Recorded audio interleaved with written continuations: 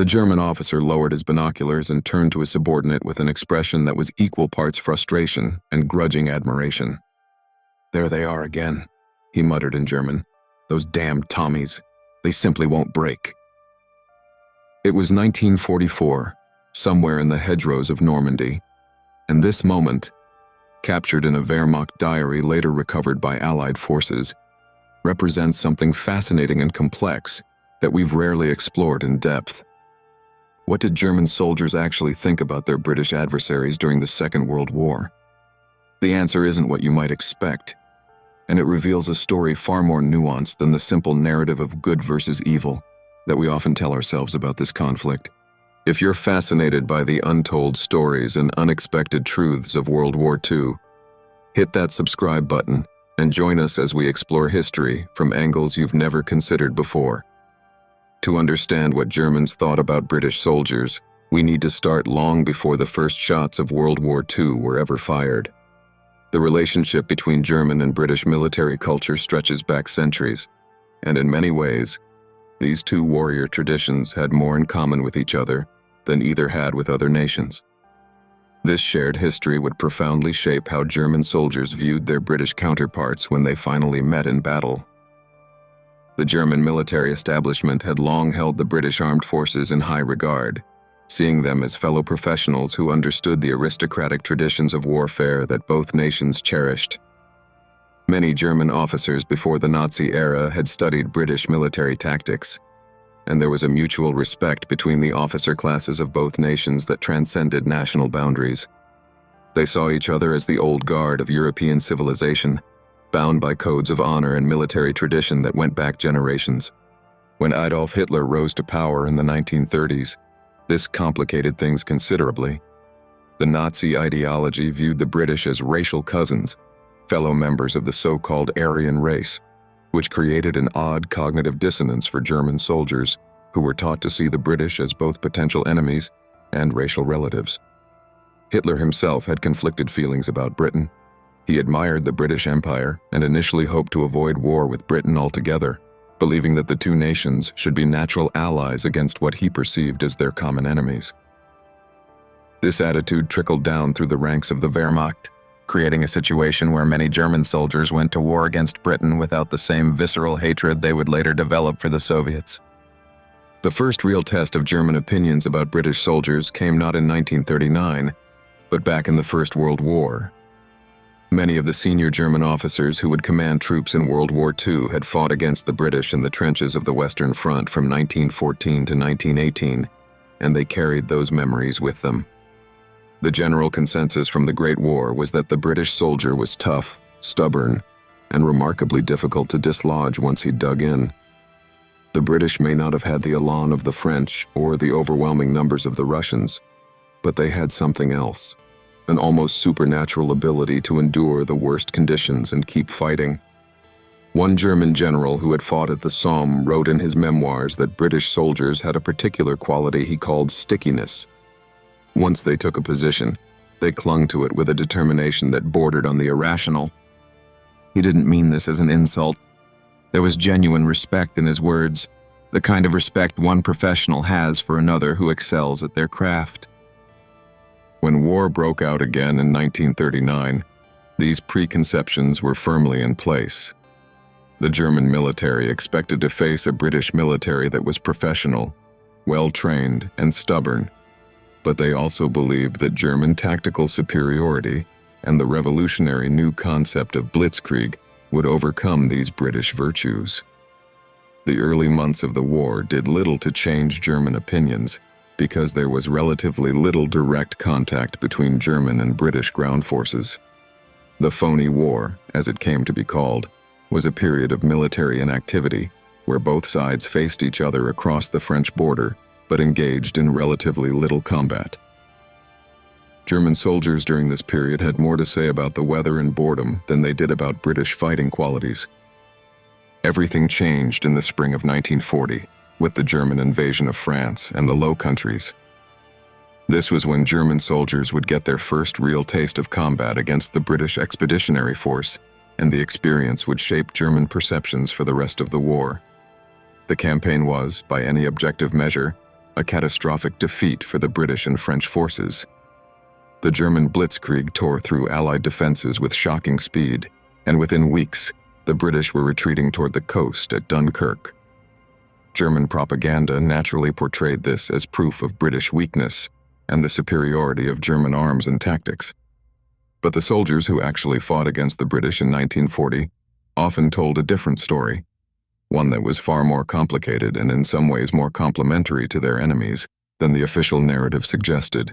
German combat reports from the Battle of France frequently noted that while British command and control seemed confused and the overall Allied strategy was a disaster, individual British units fought with remarkable tenacity. At Arras, a British counterattack on May 21st shocked the Germans and temporarily disrupted their advance. German tank crews reported being surprised by the effectiveness of British Matilda tanks, which were slow but heavily armored and difficult to destroy with standard anti-tank weapons. More importantly, German soldiers noted that British infantry units, when properly led and supplied, fought with a determination that exceeded what they had expected. The problem from the German perspective wasn't that British soldiers couldn't fight. It was that British command had been completely outmaneuvered by superior German tactics and strategy. The evacuation at Dunkirk did something interesting to German perceptions. On one hand, it was clearly a massive defeat for the British. They were being driven into the sea and forced to abandon their equipment and their French allies. German soldiers who reached the beaches reported scenes of chaos and destruction that seemed to confirm British weakness. But the actual execution of the evacuation impressed many German observers. Despite constant air attacks and artillery fire, the British managed to evacuate over 300,000 men in an operation that required incredible organization, courage, and determination. German soldiers watching from the shore reported seeing British soldiers maintaining discipline under fire, forming orderly queues on the beaches while bombs fell around them, and continuing to fight rearguard actions even as their army was being evacuated. One German officer wrote in his diary that the British retreat was more impressive than many victories because it showed a kind of moral strength that pure military skill couldn't create. After Dunkirk, there was a period where the only significant contact between German and British forces was in the air during the Battle of Britain.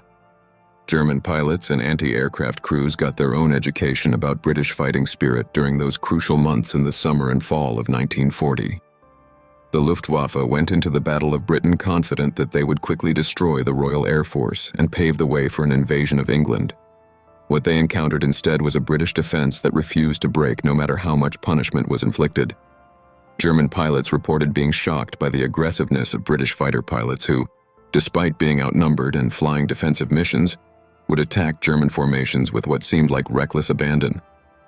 The British pilots, many of them young men barely out of training, threw themselves at German bombers with a fury that impressed even their enemies. German aircrew members who were shot down over Britain and became prisoners of war brought back stories that further complicated German perceptions of the British. Many reported being treated correctly according to the Geneva Conventions, and some noted that their British captors showed professional respect for fellow airmen, regardless of which side they fought for. This contrasted sharply with Nazi propaganda that portrayed the British as decadent and weak. The reality that German prisoners encountered was a British population that was certainly war-weary but far from defeated, and a military that, while it had suffered setbacks, remained professional and capable. The North African campaign that began in 1940 and continued until 1943 provided the longest sustained period of combat between German and British forces, and it was here that German soldiers really formed their most detailed opinions about the Tommies. The Desert War was different from other theaters. It was often described as a war without hate, where the harsh environment was as much an enemy as the opposing army. German soldiers in North Africa, particularly those in Rommel's Africa Corps, developed a complex set of opinions about their British opponents that mixed respect, frustration, and occasional contempt. The British Eighth Army that they faced was a mixed force of British, Australian, New Zealand, South African, and Indian troops, but German soldiers tended to lump them all together as Tommies or the British. Early in the North African campaign, German forces were often dismissive of British combat effectiveness.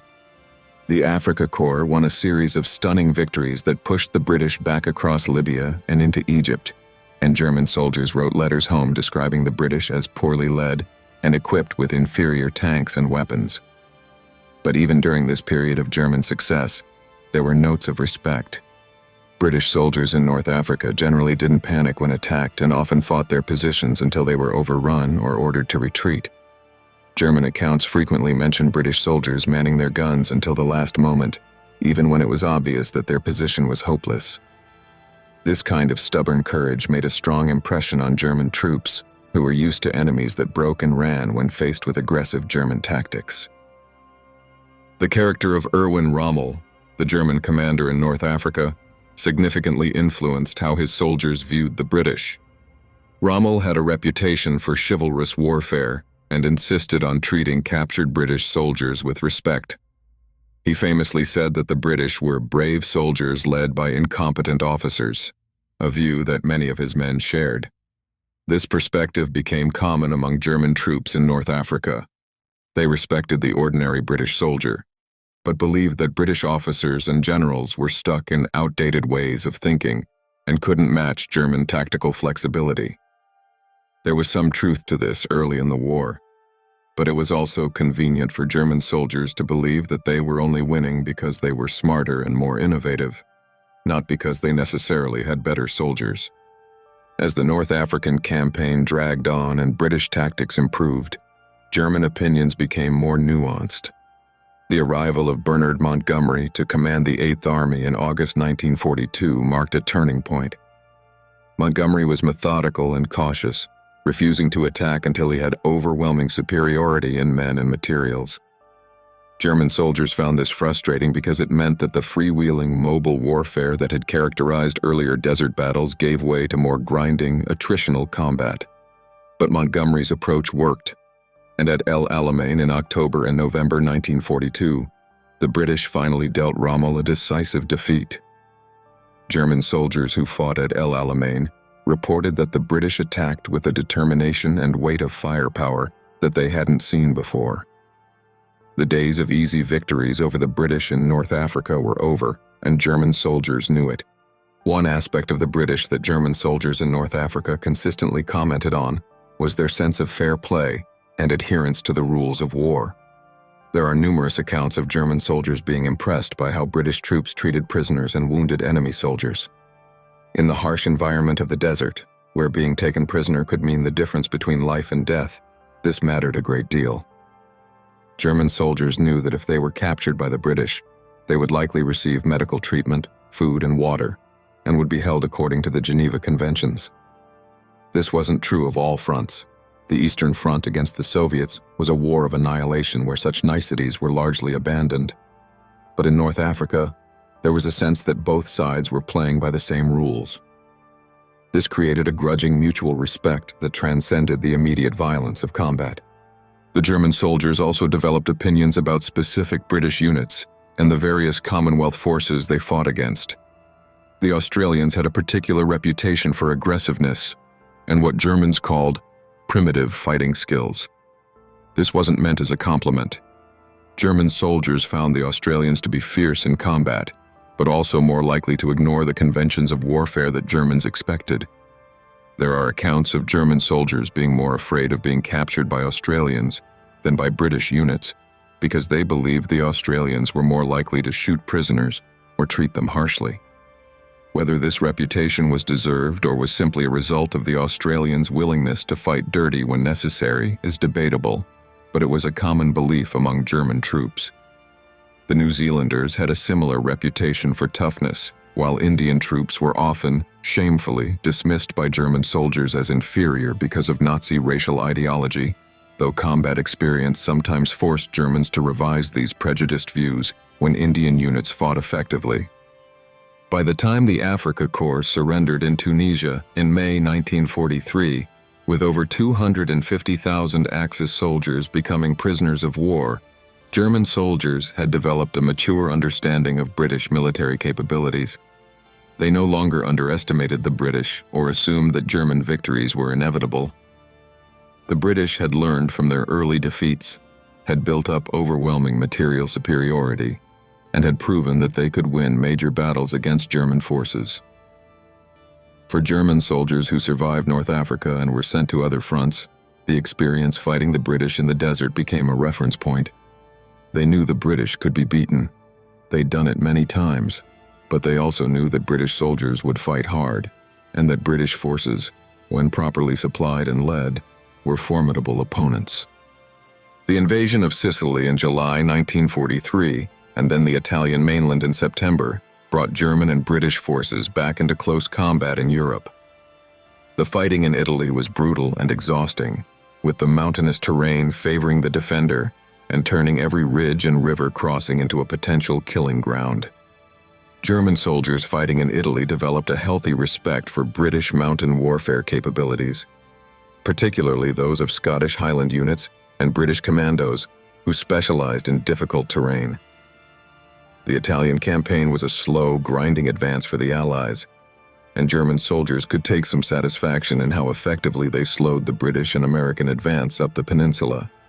But the fact that the Allies kept coming, kept attacking despite heavy casualties, and never seriously considered giving up the Italian campaign, impressed German defenders even as they fought to stop them.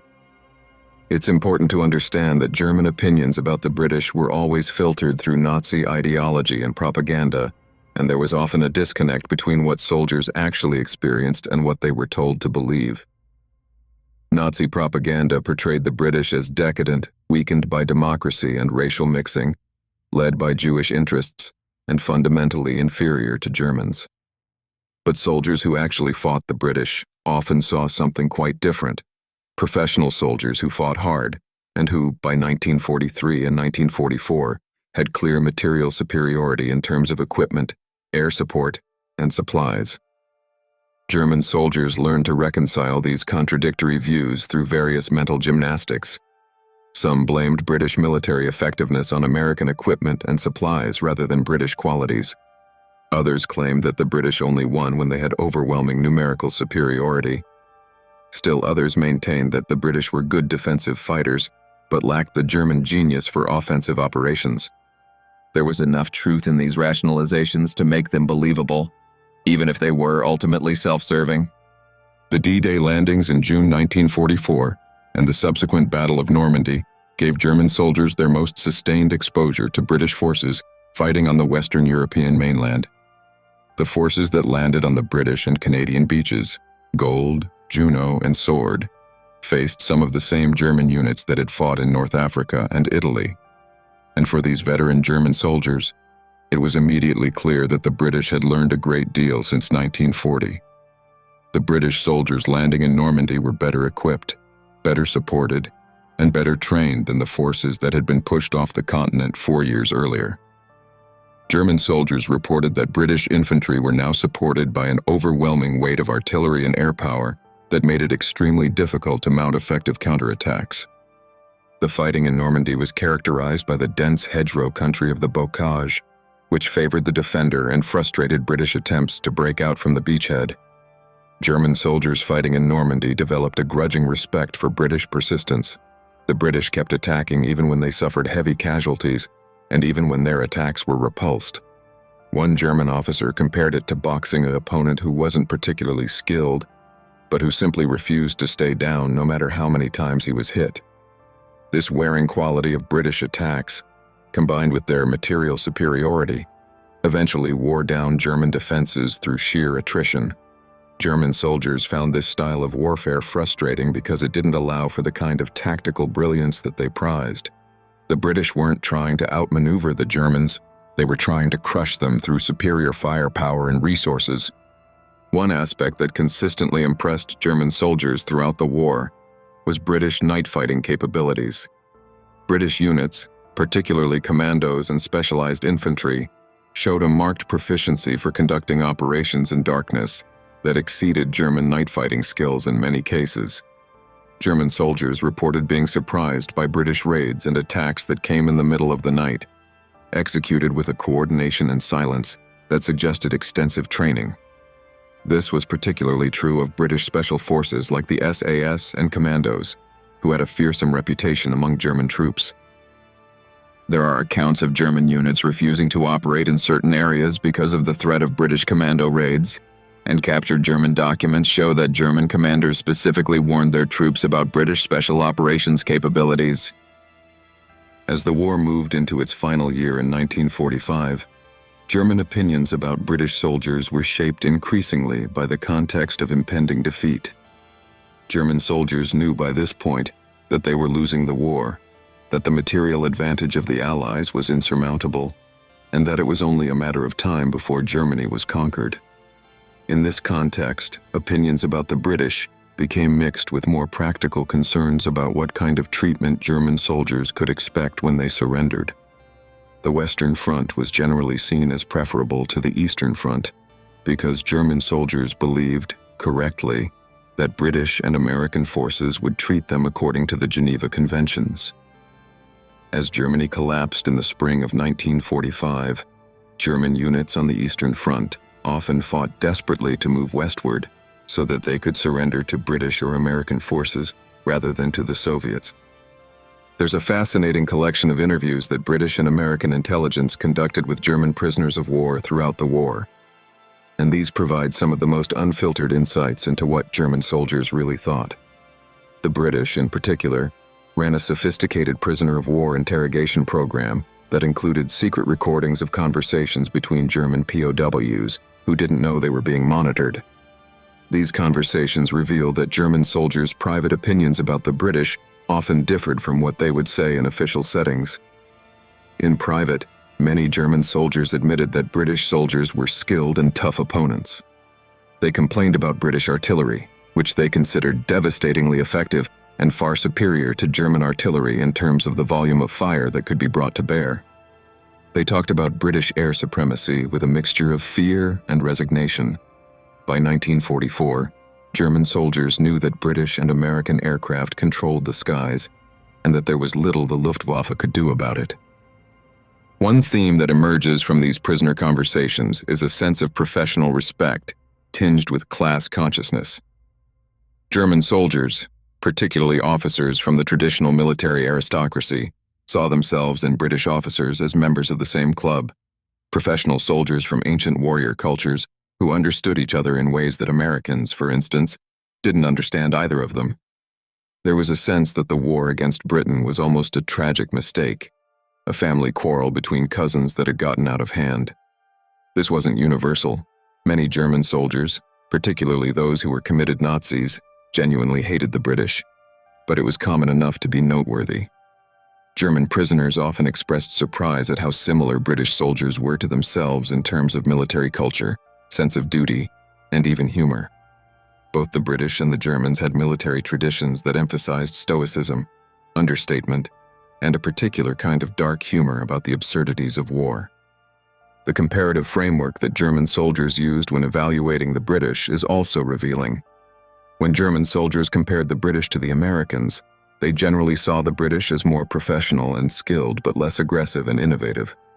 The Americans were seen as brave but reckless, prone to relying on firepower rather than tactics, and lacking in military subtlety. The British, by contrast, were seen as more methodical and professional, but also more cautious and less willing to take risks. When comparing the British to the Soviets, the contrast was even starker. The Eastern Front was a war of annihilation characterized by extreme brutality on both sides, and German soldiers who had fought on both fronts consistently described the war in the West as more civilized.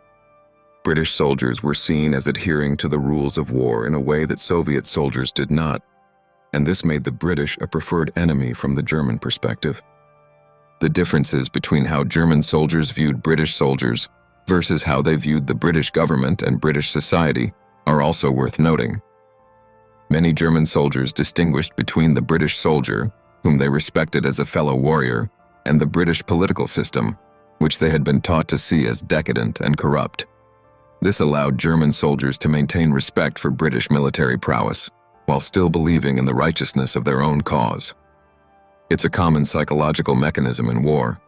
Soldiers on both sides tend to respect their immediate opponents, while still believing that the enemy's cause is unjust. For German soldiers, this was reinforced by Nazi propaganda that portrayed Churchill and the British government as warmongers who had dragged the British people into an unnecessary conflict. Special mention should be made of how German soldiers viewed specific British military traditions and units. The British Guards regiments, with their ceremonial traditions and reputation for discipline, were generally well regarded by German soldiers who appreciated such things. Scottish Highland units, with their distinctive uniforms and reputation for aggressive fighting, had a particular mystique. German soldiers told stories about the fearsome Scots and their bagpipes, which some Germans found intimidating while others found absurd. British paratroopers, particularly after their performance at Arnhem during Operation Market Garden, gained a reputation for extraordinary courage and tenacity. The battle at Arnhem, where British paratroopers held out for 9 days against overwhelming German forces before being forced to surrender or escape, became legendary among German soldiers who fought there. One German officer said that the British paratroopers at Arnhem fought like lions led by donkeys, a reference to what he saw as the poor planning of the operation combined with the exceptional courage of the soldiers who carried it out. It's also important to note how German opinions evolved based on where soldiers were fighting and what branch of service they belonged to. Luftwaffe pilots who fought in the Battle of Britain had different views than Afrika Korps tankers, who had different views than infantry on the Eastern Front, who might have only heard rumors about fighting the British. U-boat crews had their own perspectives based on their experiences hunting British convoys in the Atlantic, and these sailors developed a particular respect for the Royal Navy's anti-submarine capabilities, especially after the tide turned against the U-boats in 1943. German naval personnel generally held the Royal Navy in very high regard, seeing it as the premier naval force in the world with centuries of tradition and expertise. The role of propaganda in shaping German opinions cannot be overstated. Throughout the war, German soldiers were exposed to Nazi propaganda that portrayed the British in specific ways designed to serve the regime's purposes. Early in the war, when Hitler still hoped for peace with Britain, propaganda emphasized the commonalities between Germans and British and portrayed the war as unfortunate and unnecessary. After it became clear that Britain would not make peace, propaganda shifted to portray the British as stubborn obstacles to German destiny, influenced by Jewish interests and American capitalism. By the end of the war, as Germany faced total defeat, propaganda desperately tried to portray the Western Allies, including the British, as potential allies against the Soviet Union. German soldiers absorbed these messages to varying degrees, and their personal experiences in combat either reinforced or contradicted what they were told. What makes the German perspective on British soldiers particularly interesting is that it was not monolithic. Different German soldiers had wildly different experiences and thus different opinions. A German paratrooper who fought at Arnhem would have very different views than a German garrison soldier in France who surrendered after minimal fighting in 1944. An Afrika Korps veteran would have different views than a soldier who spent the entire war on the Eastern Front and only learned about fighting the British from letters and rumors. The German military was not a unified ideological bloc. It included committed Nazis, professional soldiers who disdained the Nazi Party, working-class conscripts, and aristocratic officers from old military families. All of these different groups had their own lenses through which they viewed the British. One of the most interesting aspects of German opinions about British soldiers is revealed in what happened after the war. Many German military memoirs published in the decades after 1945 portrayed the war in the West, and particularly against the British, in relatively honorable terms. German generals who wrote their memoirs often went out of their way to praise British soldiers and commanders, sometimes to the point of excess. This was partly genuine. Many of these officers had indeed respected their British opponents, but it was also strategic. By emphasizing the honor and difficulty of fighting the British, German memoirists could present themselves as professional soldiers who had fought cleanly in the West, in contrast to the war crimes committed on the Eastern Front. This served to rehabilitate German military reputation in the post-war period and allowed former Wehrmacht officers to present themselves as reasonable men who had been caught up in events beyond their control. The British themselves were aware of German opinions about them, at least in general terms. British intelligence regularly analyzed captured German documents and interrogated prisoners to understand German morale and perceptions. British commanders sometimes used this information tactically. For instance, if they knew that German soldiers considered British artillery particularly effective, they would emphasize artillery bombardments before attacks to maximize the psychological impact. The British also cultivated their own self-image as stubborn, determined fighters who might not be as flashy as others, but who would never give up. This self-image aligned reasonably well with how Germans actually saw them, which perhaps helped British morale knowing that even their enemies recognized their fighting qualities. The treatment of prisoners on both sides provides another window into German opinions. When German soldiers were captured by the British, they generally reported being treated correctly, if not always comfortably. British POW camps were run according to Geneva Convention rules, and while conditions were not luxurious, German prisoners generally received adequate food, medical care, and protection. This contrasted sharply with the treatment of prisoners on the Eastern Front, where both German and Soviet forces routinely mistreated or killed prisoners. German soldiers knew this, and it affected how they fought against the British. There was less of the desperate, fight-to-the-death mentality on the Western Front because German soldiers knew that surrender to the British was a viable option if their situation became hopeless. This doesn't mean German soldiers eagerly surrendered. Most fought hard until surrender became necessary. But it meant that the war in the West never reached the level of barbarism that characterized the Eastern Front. Looking at specific battles and campaigns in detail reveals patterns in German thinking. At Dunkirk in 1940, Germans thought they had broken the British and were surprised when Britain fought on. After the Battle of Britain later that year, German respect for British determination increased significantly.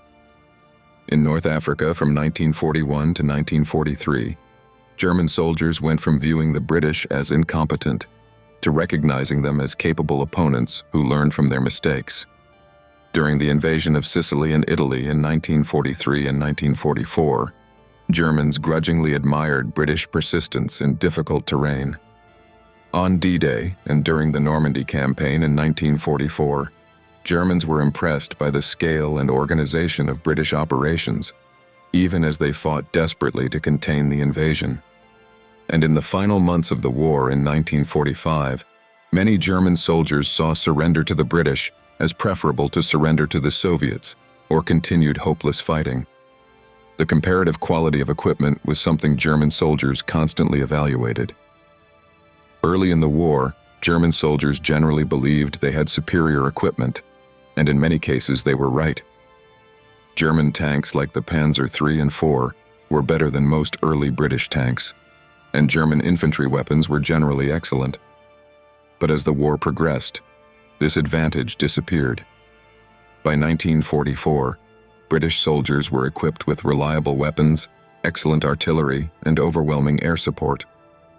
German soldiers found British equipment to be workmanlike and practical rather than elegant, but they recognized its effectiveness. The British approach to military equipment, design something that works reliably and then produce it in massive quantities, was different from the German approach of creating sophisticated weapons in smaller numbers, and German soldiers had different opinions about which approach was better. Some admired German technical sophistication, while others envied the British ability to always have enough spare parts, ammunition, and supplies. One area where Germans consistently praised the British was in logistics and organization. British supply lines were seen as remarkably efficient, and British forces rarely suffered from the kind of supply shortages that plagued German units, especially later in the war. German soldiers reported that captured British rations were often superior to their own, that British medical services were excellent, and that British units seemed to always have the equipment and ammunition they needed. This was partly a result of British organizational skill, and partly a result of having the resources of a global empire and American industrial support to draw upon. But from the German soldiers' perspective, what mattered was that the British were always well supplied while they often were not. The role of social class in shaping German opinions is also worth examining. The German military, especially the officer corps, maintained strong elements of aristocratic tradition well into the Nazi period. Many senior German officers came from the traditional Prussian military aristocracy, the Junker class, and these officers often felt a kinship with British officers from similar backgrounds. There was a sense that both British and German officers were gentlemen who understood the proper conduct of war, in contrast to what they saw as the more egalitarian and less refined American approach, or the brutal Soviet approach. This class consciousness sometimes led German officers to romanticize the war against Britain as a conflict between equals, even as the war itself was becoming increasingly total and brutal. The perspective of ordinary German soldiers, the enlisted men and junior officers who did most of the actual fighting, was sometimes different from that of senior officers. Common soldiers were less invested in ideas about military tradition and aristocratic honor, and more focused on practical matters of survival and victory. For these soldiers, British troops were evaluated based on how dangerous they were in combat, not on abstract notions of military culture. And by these practical standards, ordinary German soldiers learned to take British opponents seriously. British infantry might not have the dash and elan that German propaganda celebrated in German troops, but they were tough, hard to dislodge, well supported by artillery and air power, and willing to keep attacking despite heavy casualties. These were the qualities that mattered in actual combat, and German soldiers respected them even if they didn't always admire them. Religious and ideological factors also played into German perceptions, though in complex ways. The Nazi ideology was fundamentally anti-religious, but many ordinary German soldiers remained Christians, and they sometimes noted that British soldiers were also Christians fighting in what they believed was a just cause. This created occasional moments of cognitive dissonance where German soldiers recognized the common humanity of their British opponents, even while fighting them. There are accounts of Christmas truces, exchanges of greetings between opposing trenches, and gestures of mercy that crossed the battle lines. These were not common.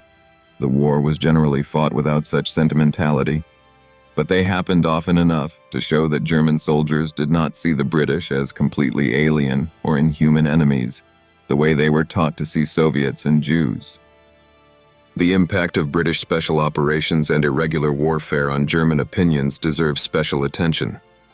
British commandos, the Special Air Service, the Long-Range Desert Group, and other special forces units conducted raids and sabotage operations throughout the war that had an outsized impact on German morale. German soldiers and security forces were often deeply frustrated by these operations, which struck at unexpected times and places and then disappeared before effective counteraction could be taken. There was grudging admiration for the skill and daring of these operations, mixed with anger at what Germans sometimes saw as unsporting or ungentlemanly tactics. Hitler himself was so frustrated by British commando raids that he issued the notorious Commando Order in 1942, which directed that captured commandos be executed rather than treated as prisoners of war. This order was often ignored by regular Wehrmacht units who didn't want to commit war crimes, but its existence shows how much British special operations had gotten under the German skin. As we consider the full scope of German opinions about British soldiers across 6 years of war, certain patterns emerge. German soldiers generally respected British courage and determination, while often criticizing British tactics and leadership. They saw British soldiers as well-supplied and well-supported, but sometimes lacking in initiative and aggressiveness compared to German troops. They recognized British organizational skill and logistical capabilities, while sometimes viewing British military culture as hidebound and traditional. And they increasingly understood, as the war progressed, that British persistence and material superiority would eventually wear down German advantages in tactical skill and operational art. It's crucial to remember throughout this discussion that German soldiers were fighting for an evil regime that committed genocide and war crimes on an unprecedented scale. The fact that German soldiers often fought bravely and sometimes respected their opponents doesn't change the fundamental injustice of the cause they served. Many German soldiers were complicit in or aware of Nazi crimes, and even those who personally refrained from atrocities served a military machine that enabled the Holocaust and Nazi aggression. The complicated truth is that soldiers can fight effectively and even honorably in the tactical sense while serving a deeply immoral strategic purpose. The post-war reconciliation between Britain and West Germany was helped by the mutual respect that had existed between British and German soldiers, even in the midst of total war. Former enemies could look back and acknowledge that they had fought hard against each other without the kind of atrocities that made reconciliation impossible on the Eastern Front. British and German veterans sometimes met at reunions and found that they could talk about their wartime experiences with a shared understanding of what combat meant. This doesn't erase the suffering and death caused by the war, but it does show that even in the midst of a conflict as terrible as World War II, elements of common humanity could survive. When we ask what Germans really thought about British soldiers, the honest answer is that they thought many different things at different times in different contexts. But certain themes recur consistently enough to paint a general picture. German soldiers saw British troops as stubborn, determined, and difficult to defeat, even when British tactics and leadership seemed flawed. They respected British fighting qualities while often believing that German soldiers were somehow superior in intangible ways. They recognized British material advantages while sometimes attributing British successes to those advantages rather than to British skill. And they generally preferred fighting the British to fighting the Soviets because the war in the West, for all its brutality, maintained more elements of what both sides considered civilized warfare. Understanding these German perspectives doesn't change the basic history of the war or its outcome, but it does add depth and nuance to our understanding of how soldiers on both sides experienced the conflict. War is not simply a clash of abstract forces. It's an intensely human activity where people on all sides form opinions about their enemies based on what they see and experience. The German soldiers who faced British troops across North African deserts, Norman hedgerows, and Italian mountains were making judgments about what they encountered, and those judgments reveal something about both the Germans themselves and the British soldiers they fought. In the end, what Germans thought about British soldiers matters, because it shows us that even in the midst of total war, soldiers remained human beings who noticed and respected qualities like courage, determination, and professional skill, even when those qualities were displayed by their enemies. The legacy of these wartime perceptions lasted long after 1945. The rebuilding of Europe, the formation of NATO, and the eventual integration of Germany into the Western Alliance were all facilitated by the fact that British and German soldiers could look back on the war and see each other as honorable opponents rather than as war criminals or barbarians. This was particularly true as both nations faced the Soviet Union during the Cold War and found themselves on the same side. Former enemies became allies, and the mutual respect that had existed even during the war made that transition easier. German veterans could acknowledge that they had been beaten by a determined and skillful opponent, and British veterans could acknowledge that they had faced a formidable enemy who fought hard until the end. In examining what Germans thought about British soldiers in World War II, we've uncovered a story that's more complex than simple enmity. It's a story of professional soldiers evaluating each other's capabilities, of respect mixed with rivalry, of grudging admiration for an opponent who wouldn't quit no matter how bad things looked. It reminds us that even in the midst of history's most destructive conflict, human beings on both sides were making human judgments about each other, and those judgments often transcended the propaganda and ideology that divided them. The German soldiers who fought the British learned that their enemies were tough, stubborn, and backed by resources that Germany couldn't match. And in the end, despite all their skill and determination, that combination of British persistence and Allied material superiority proved decisive.